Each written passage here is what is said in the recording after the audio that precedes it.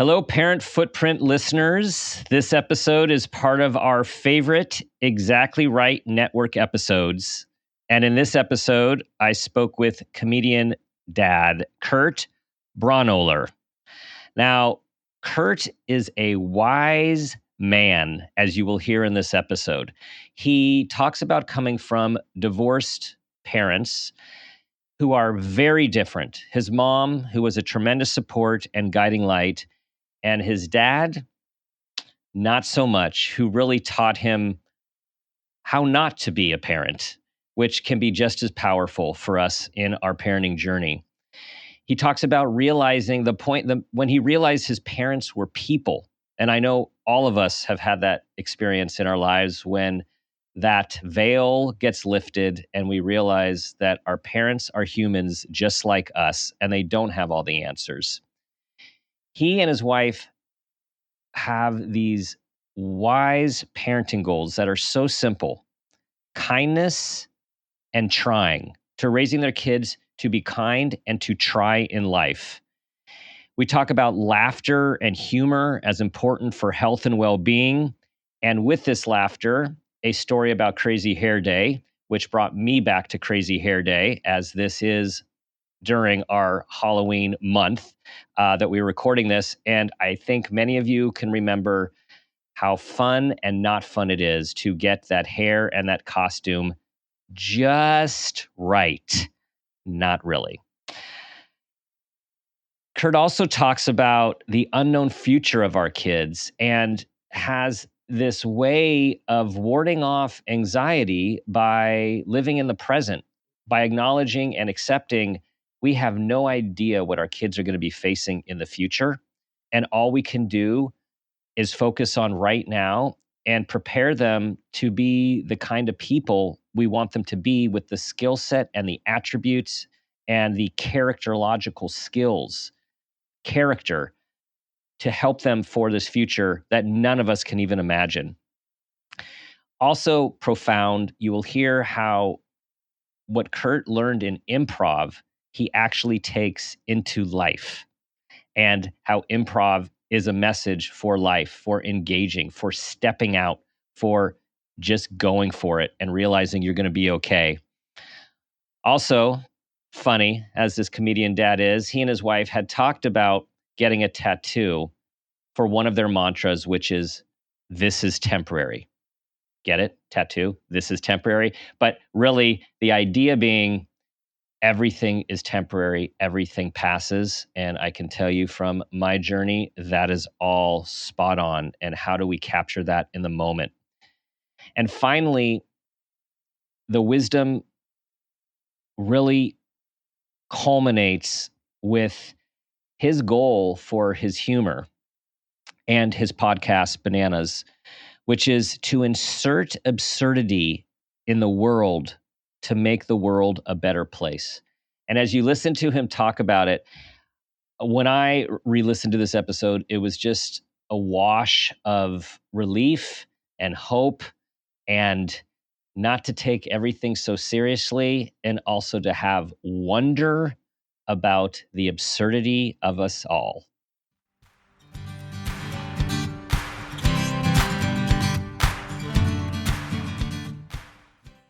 And we had this spray that would make it blue. And I was just like out there trying to make her hair blue with the spray. We're like trying to get everything ready. My wife was shooting today. And, then my 3-year-old, he wants to have blue hair. And I'm like, all right, I'm trying to give him some blue hair. And then it's just never blue enough for her. And I yell, and I was like, it's blue. It's blue. This is as blue as it gets. And I was just like, why am I yelling?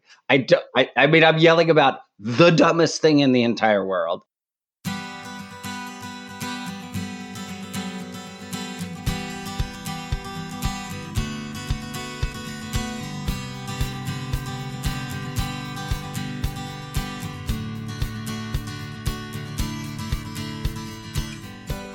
Welcome to Parent Footprint with Dr. Dan. I'm Dr. Dan.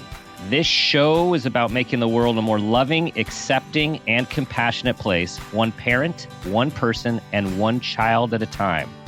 The key to raising healthy and engaged kids is for us parents to seek the same in our own lives while striving to be the best versions of ourselves each day. No matter who you are or where you came from, with increased awareness, you can be purposeful about leaving a healthy footprint for your children, your family, and all those you care about while living your own life to the fullest. Today's show is Comedian Dad with Kurt Braunohler. Kurt is a comedian and co-host of Exactly Right's podcast, Bananas. He once hired a skywriter to write, "How do I land in the sky over LA?" That's a true story. That is true. He's been in a bunch of TV and movies, including The Big Sick, awesome, Fox's Bob's Burgers, and Showtime's Black Monday. There are so many more. I'm not going to say them, but the list goes on and on and on. Kurt's 1 hour stand-up special, Trust Me, premiered on Comedy Central, and he regularly appears on late night sets on Conan, The Tonight Show with Jimmy Fallon, The Late Night Show with Seth Meyers, and The Late Late Show with James Corden. I know you guys have seen him everywhere. On Bananas, he and his partner Scotty discuss the strange, fascinating, and just plain banana news from around the world. And finally, Kurt has a stand-up special coming out tomorrow from when we're recording today, which we're going to talk about. And I was laughing my ass off yesterday as I was watching it. Kurt, welcome to the show. Thank you. I'm happy to be here. Thank you, Dan. Good to get back together. We are Exactly Right siblings. Yeah. And you've been doing this a long time with Bananas, but we're going to talk all about that. But I want to back up for a sec. Yeah. Because there's so many questions I've been dying to ask you, like the road to becoming a comedian. Mm-hmm. I know everyone's is a bit different, but tell us yours. Mine was, I moved to New York in 1998 when I was 22 and didn't really know what I wanted to do. I was working at a bakery, and I saw my buddies perform their level 1 graduation show at Upright Citizens Brigade Theater, which is an improv theater in New York, at least it used to be. And I was like, oh, I'm going to try that. And I took my first class and I was like, oh, I want to do comedy for the rest of my life. Like, it was immediately the first time I was on stage doing long form improv. And so I did improv for like 7 years and had a day job the whole time. Yeah. And I was like, I feel like I'm pretty good at this, but why can't I get rid of my day job?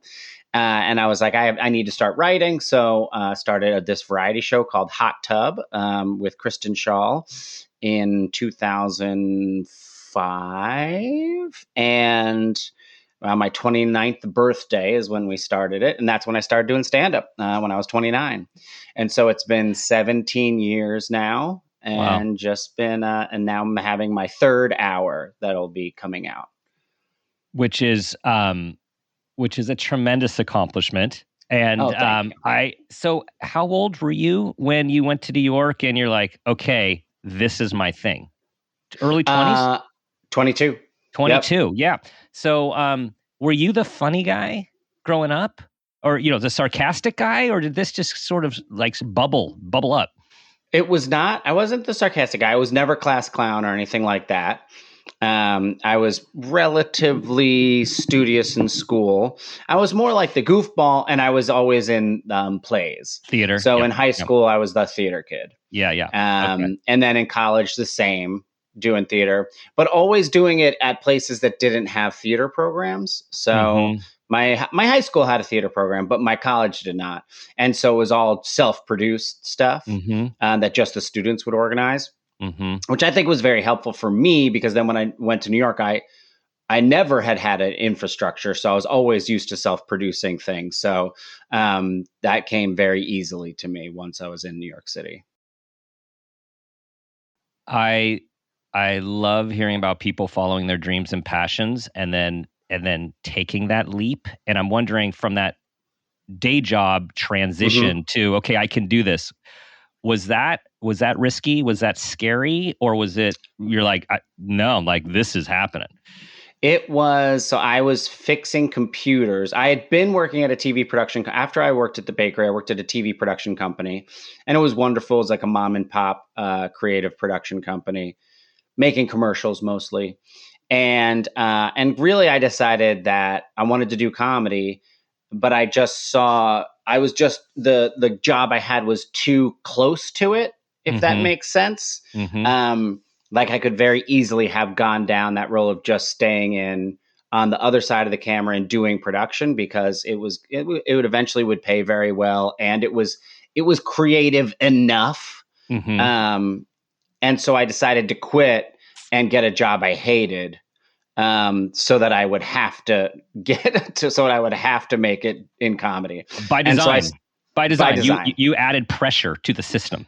I added a job that I didn't give a shit about, and that Yeah. wasn't very hard. Mm-hmm. And so I started fixing. Also, I know nothing about computers. I had an English and philosophy degree, and like just lied on my resume and said I knew HTML in 2000 or 1999. And they're like, HTML, come on, you fix our computers. And I was like, okay.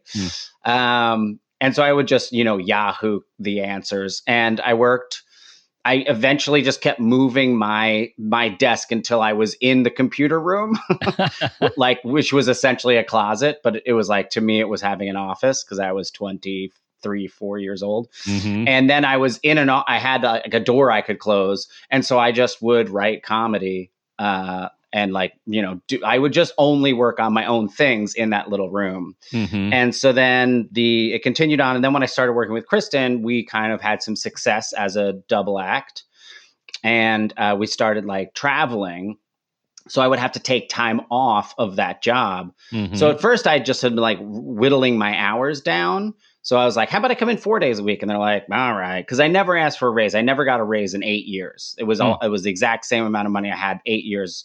And they knew that, like, I just kept, instead of getting a raise, I just kept working less and less and less, but keeping my health insurance, which was important to me. Yes. And then the first time we went to Melbourne Comedy Festival. So that was a month. So I had to take a month off work. And they're like, that's significant. Yeah. That's significant. Yeah. And then I came back and they're like, okay. And then I went to Edinburgh, and that was a month. And then they're like, all right. And then it was okay. And then the third time I asked to take a month off to go to another comedy festival, they're like, you can't do this. You can't do this. And I was like, yeah, I know. They're like, so we're going to fire you. And I was like, great. And then, because I needed to get fired so that I could get unemployment, I was never going to quit that job. Yeah. And then just that unemployment that had lasted, I guess, for like 6 months, that was what kind of bridged the gap into me just doing comedy full time. Wow. Okay, few thoughts. First of all, one is what you were doing behind that closed doors is what so many young people are doing now with their virtual jobs. It's like they get paid to do something, but then they're doing something else on their couch or in their bed the whole time. I love it. Yes. You were like totally ahead of it. Yeah. And with your bosses, it's like I think of the parents where the teenager or the young adult is like just waiting for your parents to say, no, you can't do that, or just to cut you off. You're like, really? I still get to do this? And finally they're like, no. And you're like, okay, that makes sense. Thank you. Yeah. Oh, yeah. Yeah. No, when I got fired, I was like, yeah, no, that makes sense. You are right. You should have fired me months ago. So I watched this. I watched your stand up yesterday, and I literally, everyone, you have to see this. Our show this will be out. His show will be out by the time you hear this, and I'm so curious as to, because you make it's so natural. It just flows. You. I'm sure you're probably critical of yourself, knowing what you wanted to say or when you wanted to say it. But to me, it's like, it's so natural. It just flows, and you bring everything back, and the content, some of the content, which we will touch upon. What is the process of writing and practicing an hour show? Well, when you look at it as an hour, it seems like overwhelming. But in my head, they're all broken out into bits. So it's really you have each small piece memorized. So it's just in your mind remembering like, okay, this next thing is next. And then once you start going into it, it's, it's all kind of muscle memory almost. But it can't be too much muscle memory, because then the audience doesn't feel connected to it. So it is finding a way to, these things that you've said so many times before, finding a way to invest, stakes for emotional stakes for yourself while you're on stage. Okay. But yeah, the way I primarily write is I take a lot of notes, everyday situations. And then when I sit down to actually like write some stand up, which is usually only motivated by when I have to do a show, then I'll actually just like look at some of the bits, maybe write it out. And then I'll bullet point them and then I'll I literally type them into a Dual Doc. And then I'll transfer them into my comedy book that I bring on stage with me. So that'll just have like a larger bullet points for the first time I do the joke. And then by like the second or third time I do the joke, it's just a word. Okay. Yeah. So it's like dad. And then you like just go off on it, right? Yeah. Okay. Yeah. Okay. Yeah. There was there's a piece of the show. I want to say so much, but people have to they have to get it for themselves. So I'm just going to try to hit it in the right way, and you'll tell me if I'm doing too much here. No worries. There's a piece from, we're going to go into you becoming a parent here, and there's a piece where you talk about going from one child to two children and talking to a friend, and I just stopped it.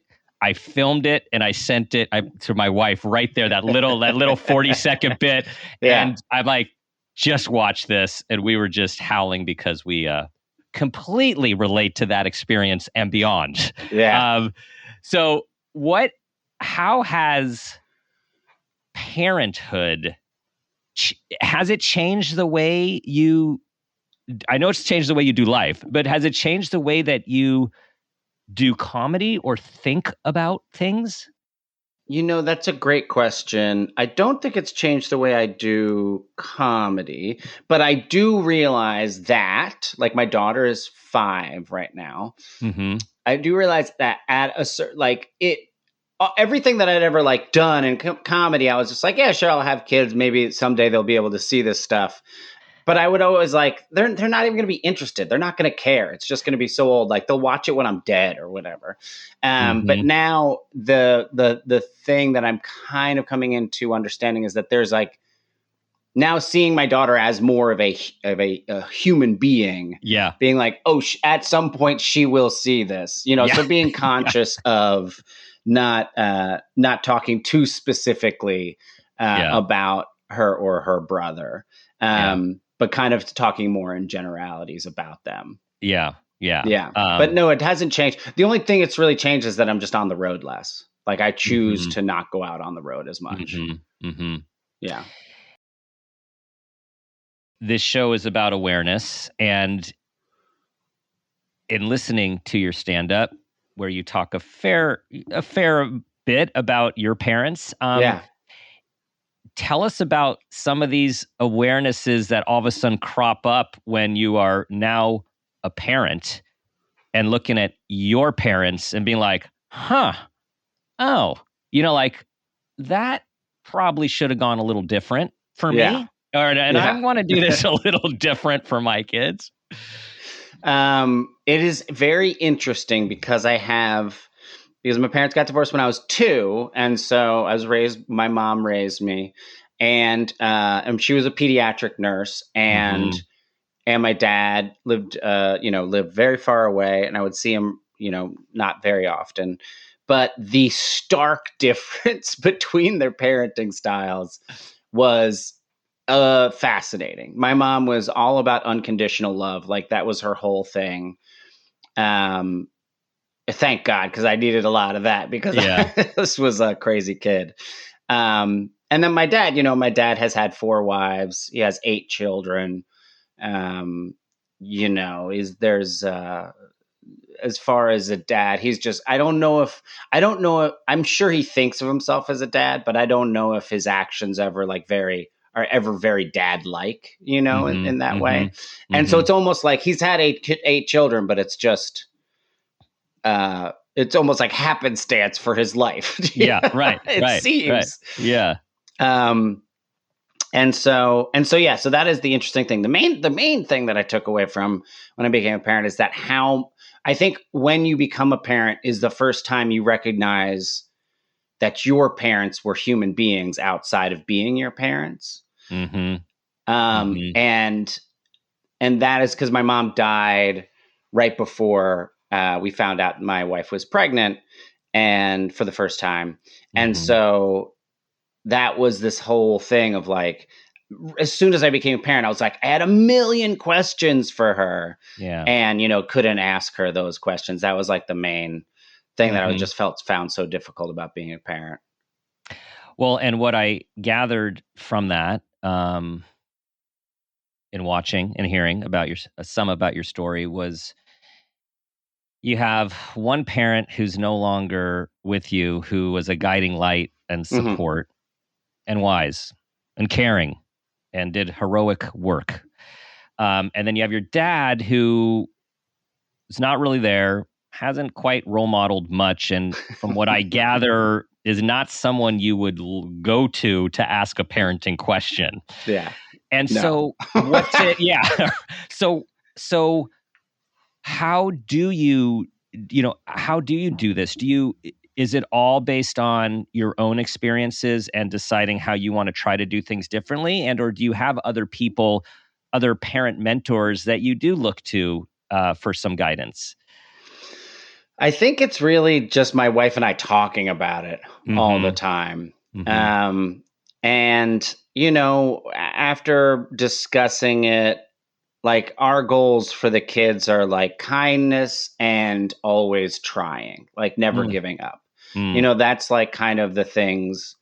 It's not, we don't want to make it accomplishment based, but Mm-hmm. rather an attempt based. Because Mm-hmm. especially that really resonates with our lives, my wife and I's my wife is a writer and an actor, Mm-hmm. and this industry is just failure after denial after failure after denial.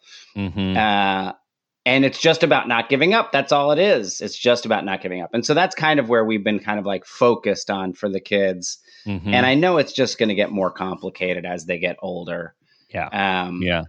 Yeah. but that's Nice. what we've been focused on. Well, nice. And I want to, so a few things there. I want to highlight for you and for everyone listening that it is huge to actually have parental goals, because in my experience as a parent and also as doing my work with families over the years and parents, it's amazing how people often go about parenting, go about parenting of like, oh, we're just going to raise our kids. But if in our Hmm. business lives, we're like, okay, what's our goal? What's our business plan? Right. How are we going to execute? But when it comes to parenting, we're like, all right, we're just going to like feed them and love them.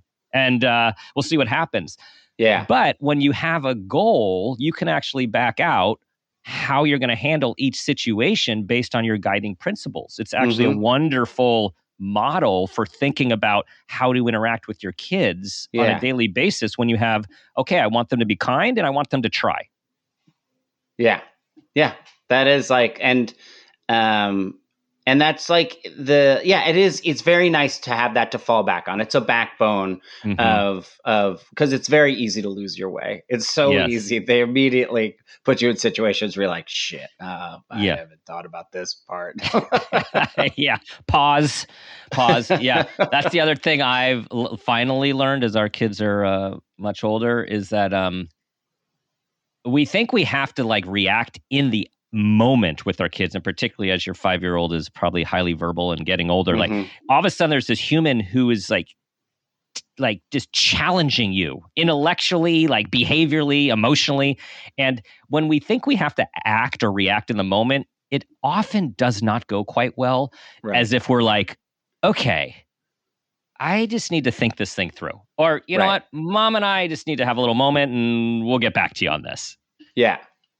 That's actually great. I wish I had done that this morning. It was crazy hair day today for Oh yeah. For Oh Olive's yeah. kindergarten, Mm-hmm. and I think a thing she struggles with is because she has a very good imagination. She's highly verbal.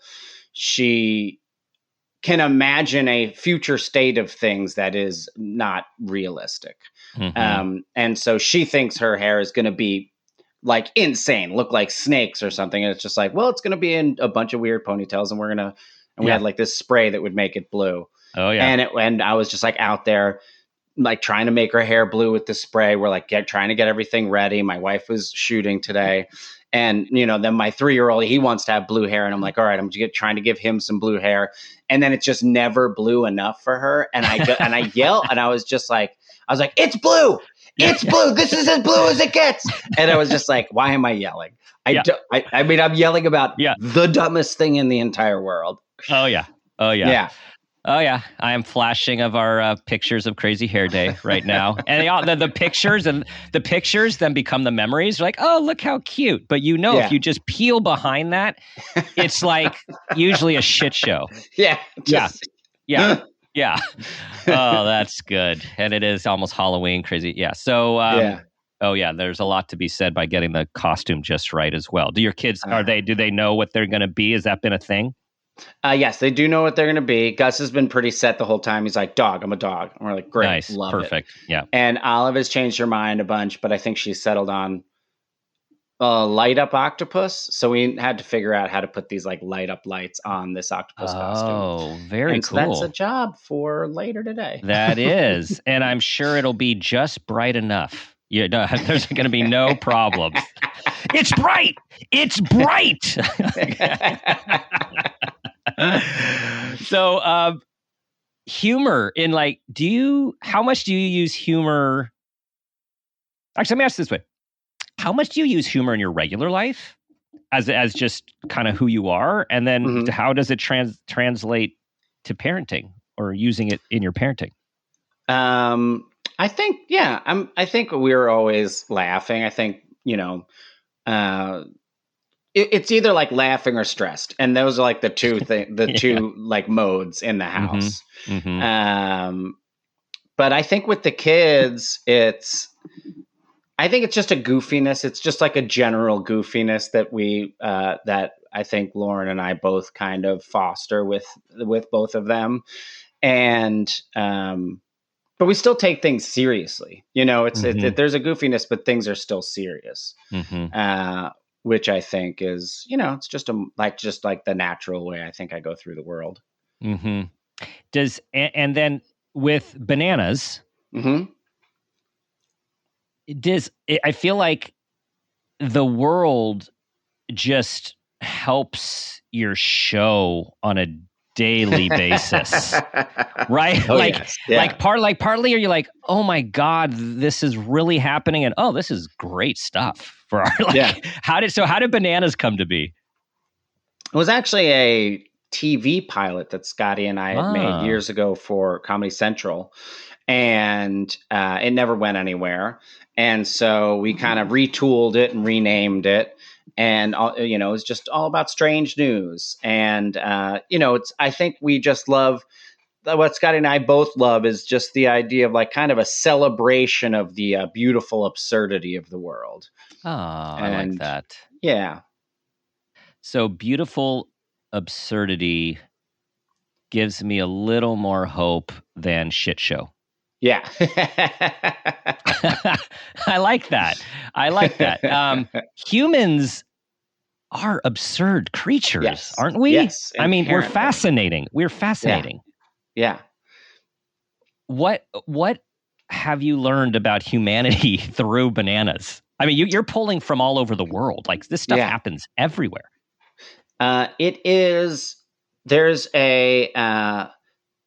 the things that we love the most are the things where things are done for no discernible reason other than the person likes it or thinks it's interesting. I love those things, because I think we are inundated with, if anything's ever like wacky or strange, there tends to be a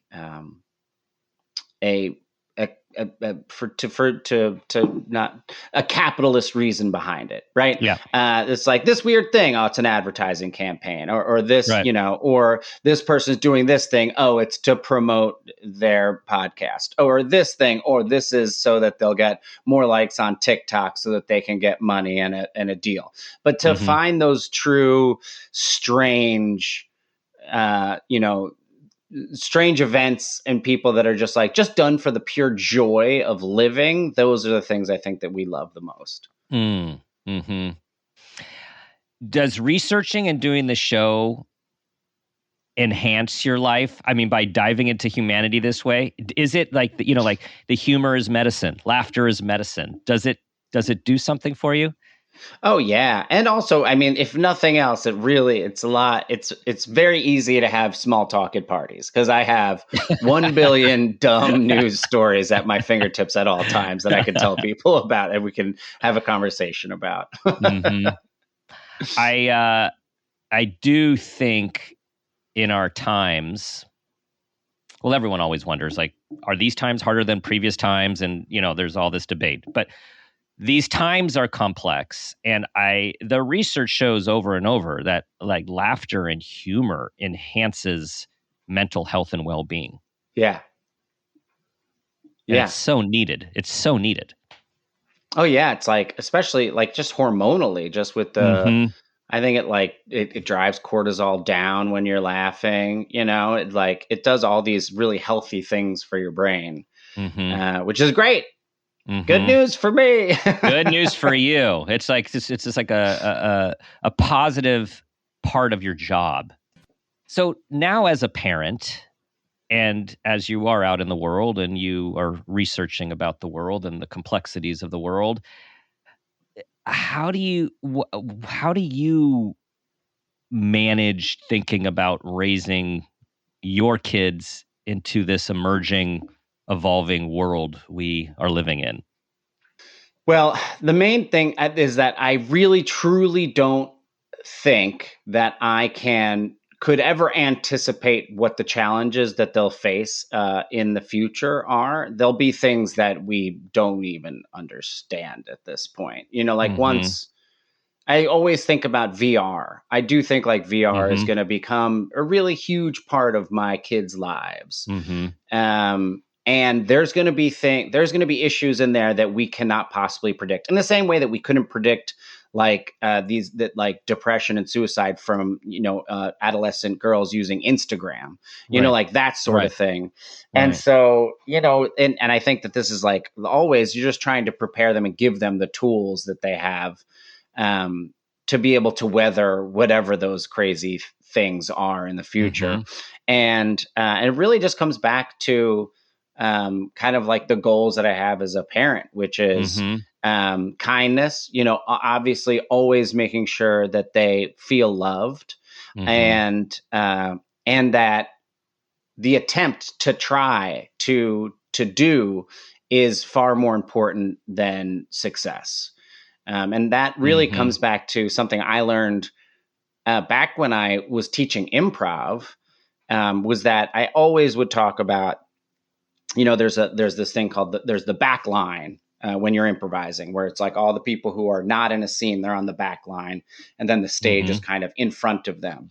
And it's that act of stepping out onto the stage and committing to action that actually happens prior to thought. And that action prior to thought is really the most important action, because that actually forces you to have to speak. If you sit on the back line and wait to like think of something witty to say, you'll stay on the back line for forever and you'll actually never get out and do anything. But that action, that commitment to action prior to thought, I think is so critical. I always used to refer to it as like the big bang, like the effort to create something out of nothing. And so I really want to instill in my kids that desire to make, to create, to try is more important than whatever it is that happens at the end of that. Nice. Okay, there's so much there. I mean, there's so much there for stepping into life, and it's also something about trusting your instincts, because as you step out from that line, you're kind of going by a feeling, right? And an impulse where it isn't all figured out. And then once you commit, then you just bring your best self to the situation, and it either you kill it or you flop or whatever. But it's like, it's that having the confidence to step out is such a wonderful metaphor for life. Yeah. Yeah. You either kill it or you bomb, but you lived. Either way, you Yes. lived. Yeah.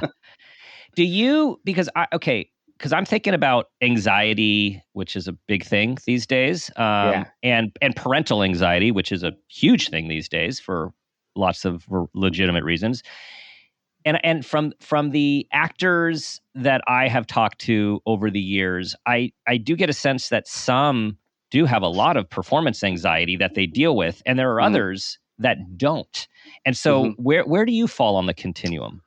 I am I long time ago, still when I was improvising, someone said that nervousness, that anxiety you have is simply undirected energy. And that if you can direct it into what you actually need to do, then you can take something that is a hindrance and make it a tool. And so I've kind of worked on that through the years. Anytime you feel that kind of, especially, I feel it most succinct, and I'm doing the Tonight Show in a couple weeks, and Nice. the most succinctly when I do a late night set, because there is this, the show is going on and they do live to tape. It's not live, but it feels like it's live because everything happens the way it happens in the show. And then you're the last thing at the end of the show. And there's, the famous celebrity guests are sitting on the couch with Jimmy Fallon. And then you're standing behind a curtain, and two like union stagehands are like just sitting there, just huge dudes covered in tattoos, and they got like a hand on either side, and then you're just waiting for the countdown, and it just goes, and then they just pull the curtain apart, and you step out and just do your thing. My heart's fluttering right now, just imagining that. And so it's about turning that anxiety into excitement to perform. And it's a very conscious, like trying to, you almost like physically channel it into different parts of your body. So like to go do like a normal set, you get like, you can feel adrenaline kick in, right? But it doesn't necessarily make me scared. Yes. Well, and that's a good differentiator, because adrenaline is the driver of anxiety. It's one of the main main ingredients.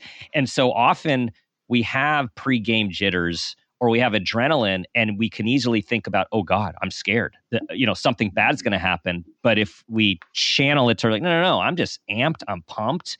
Let's do this. It becomes a mindset becomes the key.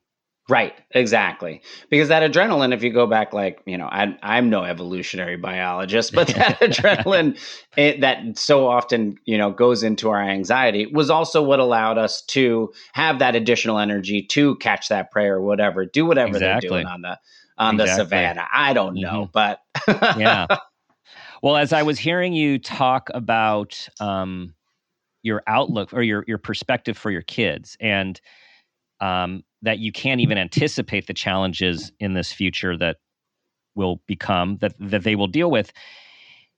It to me is a model for anti-anxiety parenting, because you're really staying present with, okay, all I can control is like today I had to get their hair blue.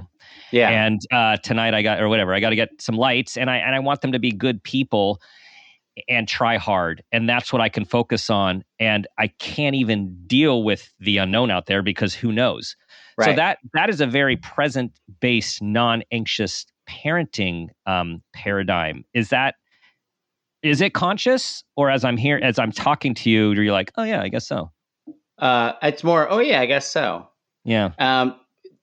Because it's so easy to just go down a rabbit hole of like, imagining the worst case scenario. I just simply, I don't do it, and I can't do it because it simply seems like a waste of my mental energy. Oh, that's beautiful. Everyone listening, we're going to take a page from Kurt. Like, it's like, because so many of us, for lots of real reasons, are worried about what's coming next and what's going to happen and what might not happen and what if.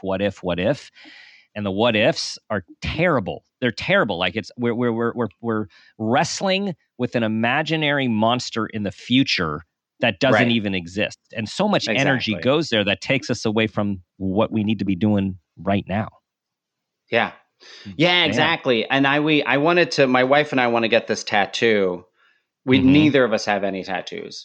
But we're thinking about getting our very first one, which is "This is temporary."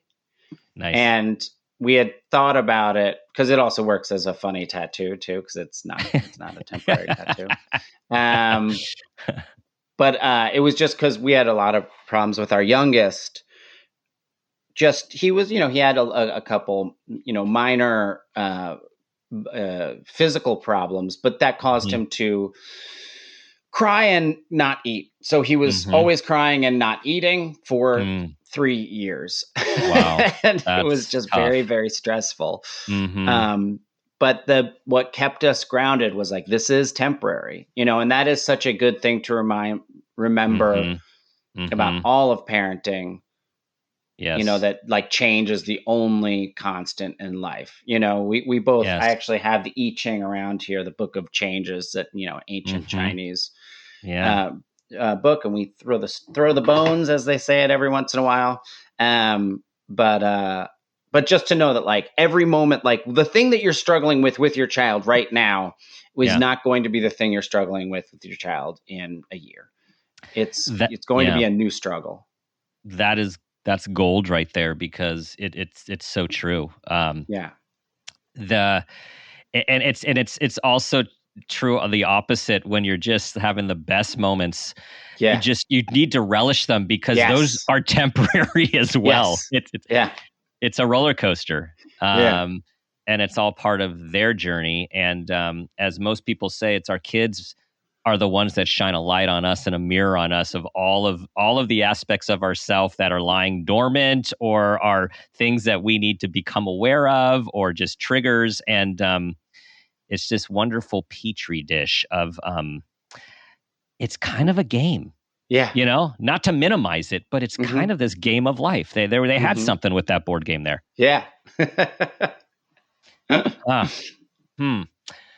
So what do you what do you wish and hope that people get from your comedy, your talent, and your presence on the stage? A long time ago, I sat down to write out my reason for existence for being a stand-up comedian, and the line I came up with was to insert absurdity into the world to make the world a better place. Mm, And I just hope that I hope that I can insert an appreciation for, as I said before, the absurd beauty of this world, the absurd beauty of being a human being. It's so yes, strange and weird and cool and sad and happy, and all of it. it. Yeah, it's all Yeah, of it. yeah. It makes me think of Zorba the Greek, the full catastrophe, right? Like life is like it's everything. Like It's it's just kind of like, everything. and I love this perspective of absurdity and of I'm getting of like almost of like curiosity and wonder, like Yes. this human experience with other human beings on this planet is really absurd. Yeah. I remember recently I was with a friend, and we were at this place that I was like fascinated by. I do think I have like a I get like little childlike fascinations with things and places sometimes. And I just kept talking about it. I was like, I can't believe this place exists. Like, this is so strange. Like, I want to know the history of it and all this sort of thing. And he turned to me and he said, he's like, well, you know what? You should just Google it because this is getting boring. And I was just like, oh, I don't think we're friends anymore. And I was like, you don't want to continually talk about this fascinating thing that's so Yeah. exciting to me? It's like, all right, yeah, we'll just Google it. Google has ruined so much. Google has taken away all of our not knowingness, and it's. Hmm. I mean, I Hmm. love Google, but it is Yeah. there is a loss there. Yes.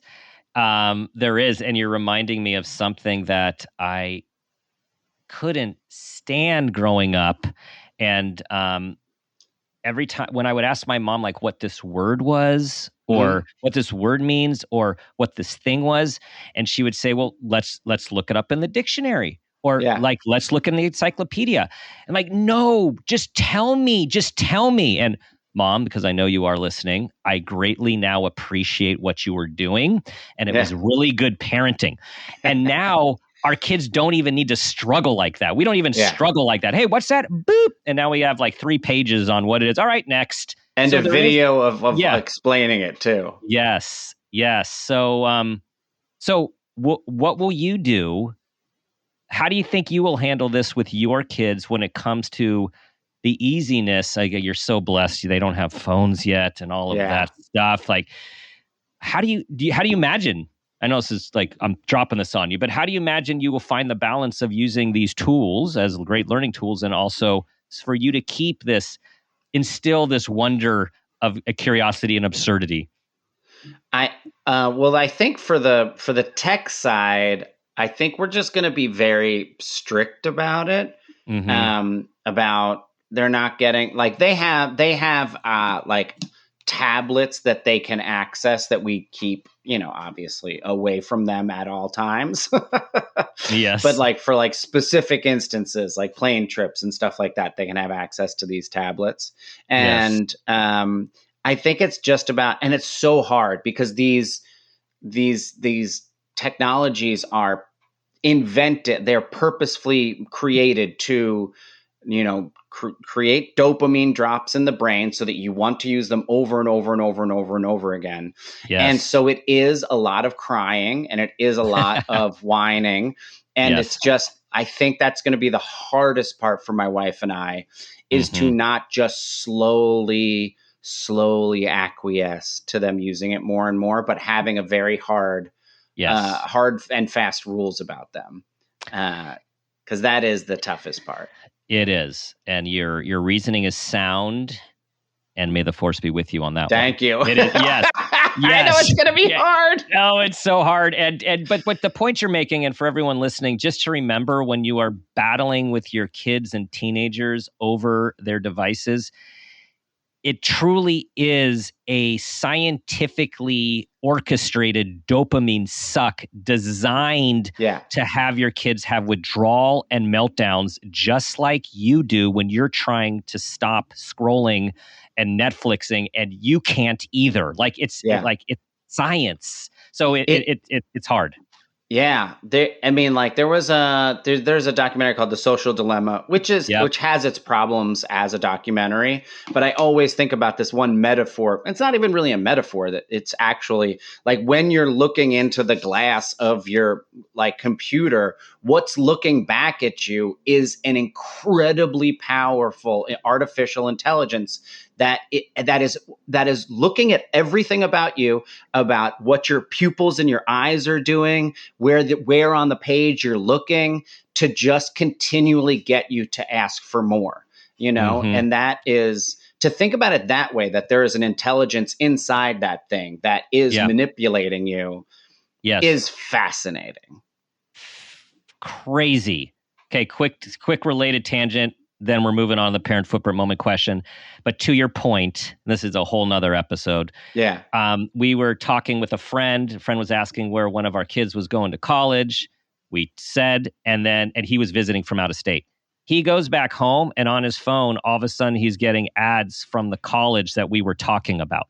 Yeah. Right. So, like, his phone was listening to our conversation. Right. Yeah. Like, this is a real thing. Yeah. Absurd. That's the beautiful absurdity of being It is. human. Yes. Yeah, it is. It's just such a like that is going to be like, I think a big challenge for our kids is interacting with artificially intelligent systems, like, Yes. which is so. And that's the thing. Was like, I have no idea what that. I have no Right. idea what those problems are going to be Yes. like. Yes. No. And Terminator will never happen. That thing will never happen. Everyone. So It's just not put that to needed. rest. We don't Not need that. needed. Okay, Kurt. Here we go. Parent Okay. footprint moment question. Yes. Tell us about a time that you became aware of yourself as an individual, as a parent, or even an awareness of your own parents. And that new awareness had a positive impact on your life, your kids, and or those you love and care about. I think it was a moment where I realized that my mom was a single parent. This was just when I had one kid, not even had two kids. And Lauren and I were deeply struggling. But I had a moment where I just was like, oh, my mom did this all by herself the whole time. And I couldn't reach out to her and, ask her about it or anything like that because she'd already passed away. So that it just gave me such a much deeper appreciation for how good of a job that she did do. Yeah. And, there's always like that, if your parents are still alive, talk to them, tell them stuff, tell them stuff that you might not, because you'll want to tell them later. Like that's my, Yeah, that's wisdom right there. Yeah. Wisdom. And it is amazing how once we step into the adult stages that we see things so differently. We see our upbringing differently, our parents differently, and often with appreciation or at least humility. Yeah. No, I remember my friend Matt, when I had a kid, told me, he's like, what I realized after I had kids is that there's two types of people in the world. There's parents and there's children. and if you haven't become a parent, you're still a child. So and I was just like, wow, it's really so true. Yeah, so true. So true. Well, your mother did an amazing job of raising you. Well, thank you. I appreciate that, Dan. Yes. Your mother did a great job. You did a great job, too. Did you hear that, Mom? Mom's watching. You hear that? She is. Yeah. Okay. You too, Dad. You're listening too. Dad, we're not going to leave you out here. Okay, so tell everyone, Kurt, your stand-up is coming out tomorrow. Perfectly Stupid. Yes. Headlining, right? Tell everyone. You can go see it from October 27th to like November 11th. You can see it on moment.co, which is kind of a new platform for comedians to bring their specials directly to fans. Costs $10 and it'll be there for 2 weeks. You can watch it. And then after that, it will go up on your iTunes and your Amazons and stuff like that. Awesome. You guys, it is freaking hilarious. And I just had to bite my tongue throughout our time together because I was just going to be dropping all of your little it's so funny. Go do that. Also then, how do people continue? Obviously Bananas, Yes, Bananas. You can it comes out every Tuesday. It's on Exactly Right. Go listen to us talk about the strange news of the world and tell our own personal funny stories. And then all of your stand-up gigs and your late night appearances, do those get aggregated someplace where people can watch them? Yeah, you can go to my website, kurtbraunohler.com. All right, you better spell that because I could barely say it. You can just Google Kurt Comedy, Kurt B Comedy. Yes, because it's easy to see and harder for guys like me to read. Kurt, I should buy the website Kurt B Comedy. I should do that. There you go. Right now. Did you make a note? Put in your little notebook. He is, everyone. He's putting it in there. All right. That's Kurt Braunohler. KurtBComedy.com. BRAUNOHLER. That's it. Kurt, thank you for this conversation. Thank you, Dr. Dan. And thank you for making my day yesterday a very fun day. And I am actually going to constantly think about the beautiful absurdity of being a human in this world. All right. With that, everyone, thank you for listening. Please share this show with anyone and everyone who you know loves comedy, loves real people, and loves to look at the world in a unique way. We need to laugh. We need to find hope. and we need to have wonder about our human experience. You know what I'm going to do. I'm going to ask you to do. Try to be that person you want your child to become, and ask yourself the guiding question I ask myself each day: what footprint do you want to leave?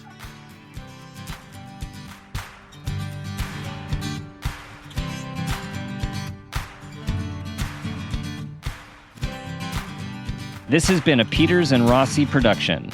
Parent Footprint with Dr. Dan is produced by Laura Rossi. Our engineer is Phil Rossi. Theme music is Strummer Man, composed and performed by Pro Tunes. Artwork is by Garrett Ross. Follow us on Instagram and Facebook at Parent Footprint Podcast, and on Twitter at Dr. Dan Peters. For more information, go to exactlyrightmedia.com.